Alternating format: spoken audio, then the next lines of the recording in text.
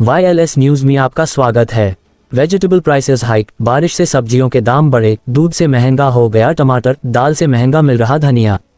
इन दिनों बारिश के चलते आवक कम होने से सब्जियों के दाम आसमान छूने लगे हैं। बारिश के मौसम में धनिया दाल से भी महंगा हो गया है। टमाटर एक हफ्ते पहले 20 रुपये किलोग्राम से बढ़कर 60 रुपये हो गया है। गोभी 90 तो तोरई 40 रुपये किलोग्राम पहुंच गई है। आलू व अन्य सब्जियों के साथ मुफ्त मिलने वाला हरी धनिया भी 200 रुपये प्रति किलोग्राम है। हरी मिर्च के भाव भी तीखे हो गए हैं। इससे रसोई का बजट बिगड़ गया है। किसानों का कहना है कि बारिश के कारण हरी सब्जी की फसलों में एक तरफ फूल खराब हुआ, वहीं दूसरी तरफ कीट और रोगों का हमला भी बढ़ा है। इससे बाजार में आवक कम है। इसका असर उनकी कीमतों पर पड़ा है। कृषि विभाग के अधिकारियों ने बताया कि बारिश में फूल खराब होने से सब्जियों की फसल घटती है, वहीं रोग और कीट भी बढ़ते हैं। सब्जियों के दाम बढ़े, तोरई 40 रुपये प्रति किलोग्राम तो गोभी 90 रुपये किलो। चंदपा निवासी सब्जी विक्रेता देवेंद्र कुशवाहा ने बताया कि अभी मानसून पूरे तरीके से नहीं आया है और उससे पहले ही सब्जियों के दाम बढ़ने लगे हैं। हर साल बारिश शुरू होते ही सब्जियों के दाम बढ़ जाते हैं। आने वाले दिनों में सब्जियां और महंगी होंगी। गृहिणी महिलाओं का कहना है कि सब्जियों के दाम बढ़ रहे हैं। इससे रसोई का बजट लगातार बिगड़ रहा है। सब्जियां पहले अब आलू 20-25, प्याज 25-30, टमाटर 30-60, शिमला 60-80, बैगन 40-60, परवल 60-80, हरी मटर 100-120, करेला 40-80, गाजर 60-80, लाल पीला शिमला मिर्च 240-300, लौकी तरोई 30-40। नोट: कीमत प्रति किग्रा रुपये में। थोक व्यापारी अजय कुमार ने बताया कि बारिश के चलते नासिक, बंगलौर व बाहर से आने वाली सब्जियां आ नहीं पा रही हैं, जिसके कारण रेट में इजाफा हुआ है। ग्रामीण अंचलों से आने वाले फुटकर दुकानदार भी कम संख्या में गांवों से निकल रहे हैं। इसी कारण फुटकर बाजार में सब्जी के दामों में अचानक वृद्धि हुई है। बढ़ते हैं आगे की खबर में। क्रिकेट बैट से पीट कर पिता की हत्या, मकान मालिक ने दर्ज कराया आरोपित बेटों के खिलाफ मुकदमा। सिडकुल क्षेत्र में बिजनौर निवासी ढाबा मालिक और उसके बेटों के बीच मारपीट हो गई।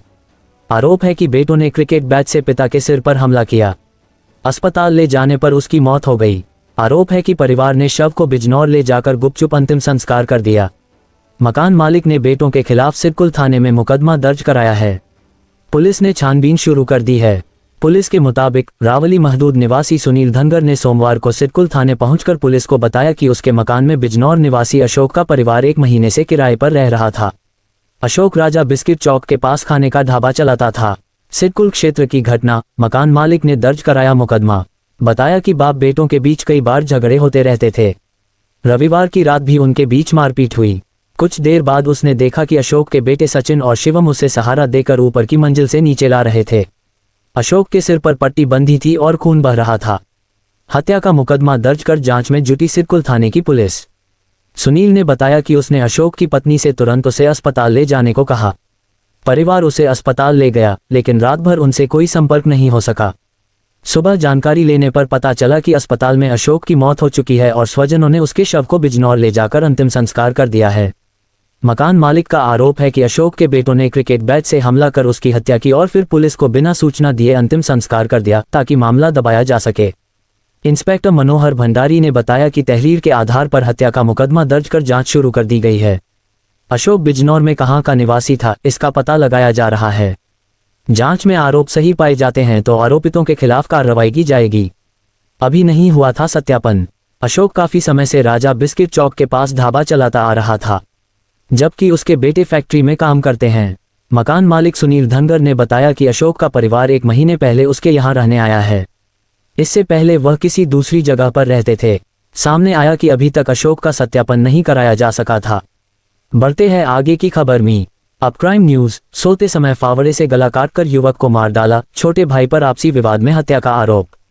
छोटी छोटी बातों पर रिश्तों का कत्ल किया जा रहा है। साथ साथ खेलकर बड़े होने वाले भाई ही एक दूसरे की जान के दुश्मन बन रहे हैं। ऐसी वारदात रविवार की रात बांधेपुरवा गांव में की गई। यहां फावड़े से गला काटकर छोटे भाई ने ही बड़े भाई की हत्या कर दी। इसकी वजह आपसी विवाद होना बताई जा रही है। बांधेपुरवा निवासी शत्रुघ्न अपने मकान में सो रहे थे।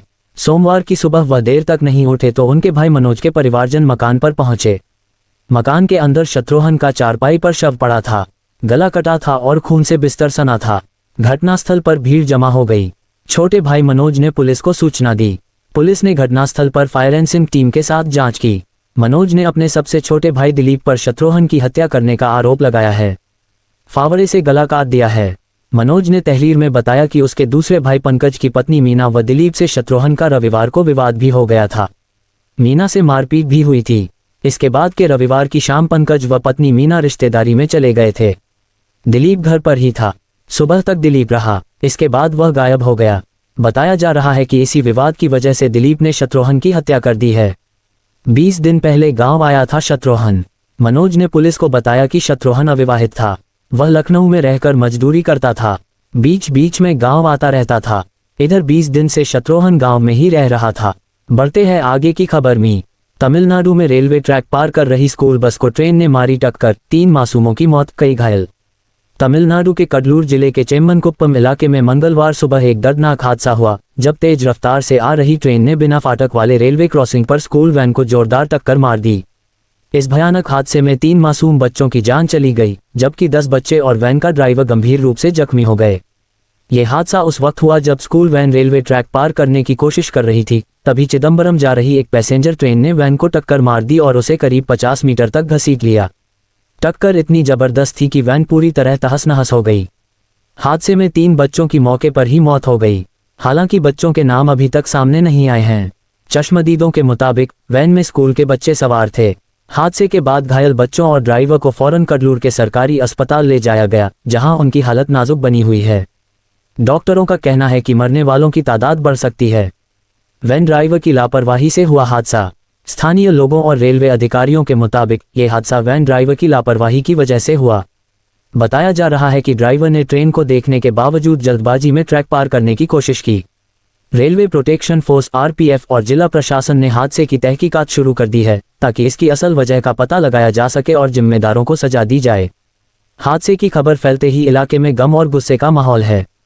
स्थानीय लोग मौके पर जमा हो गए और रेलवे क्रॉसिंग पर सुरक्षा इंतजामों की कमी को लेकर नाराजगी जाहिर की। लोगों का कहना है कि स्कूलों के आसपास बिना फाटक वाले क्रॉसिंग खतरनाक हैं और इन्हें तुरंत ठीक करना चाहिए। लोगों को फूटा गुस्सा। हादसे की आवाज सुनकर सबसे पहले स्थानीय लोग ही मौके पर पहुंचे। उन्होंने फंसे हुए बच्चों को निकालने की कोशिश की और बचाव दल के आने तक मदद की। गुस्साए लोगों ने रेलवे और प्रशासन के खिलाफ नारेबाजी की और स्कूलों के पास सुरक्षा बढ़ाने की मांग की। अधिकारियों ने भरोसा दिलाया है कि जांच के नतीजों के आधार पर सख्त कदम उठाए जाएंगे। हादसे की पूरी जांच की जा रही है। YLS न्यूज़ को सब्सक्राइब करें। बढ़ते हैं आगे की खबर में। अमेरिका में बड़ा हादसा, छुट्टियां मनाने गए हैदराबाद के परिवार के 4 लोगों की मौत, कार में जिंदा जले पति पत्नी समेत 2 बच्चे। हैदराबाद के एक परिवार के 4 सदस्यों की रविवार को सड़क दुर्घटना में जलकर मौत हो गई। पूरा परिवार अमेरिका छुट्टियां मनाने गया था। इस दौरान एक मिनी ट्रक ने उनकी कार को टक्कर मार दी, जिससे कार में आग गई और अंदर बैठे सभी लोग जिंदा जल गए।